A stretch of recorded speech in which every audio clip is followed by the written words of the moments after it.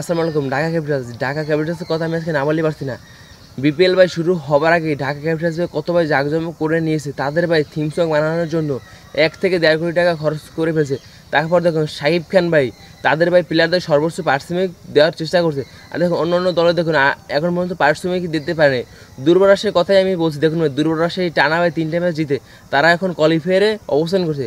এখানে দেখুন দুর্বার রাজশাহীর মালিক এখনও তাদেরকে 1 টাকাও পারিশ্রমিক দেয়নি। দেখুন সাকিবুল হাসান তার ভাই প্লেয়ারদেরকে সব টাকা পারিশ্রমিক দিয়ে দিয়েছে। তার ঢাকা ক্যাপিটালসের বিপক্ষে কালকে মাঠে নামে ফরচুন মশাল ইতিমধ্যে কোয়ালিফাই নিশ্চিত করে নিচ্ছে। আর দেখুন ঢাকা ক্যাপিটালস 10 ম্যাচ আছে 3টা জয় নিয়ে তারা এখন পয়েন্ট টেবিলের 6 নম্বর অবস্থান করছে।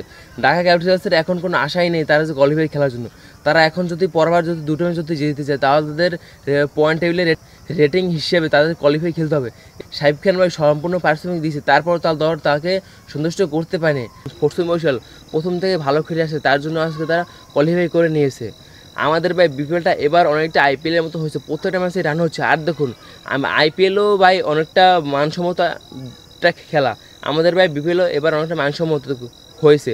আমাদের ভাই বিপিএলে আগের বছর ডিআরএস ছিল না, কিন্তু দেখুন এই আসরে অনেকটা ডিআরএস আছে, তারপর অনেকটা প্রযুক্তি নিয়ে আসছে।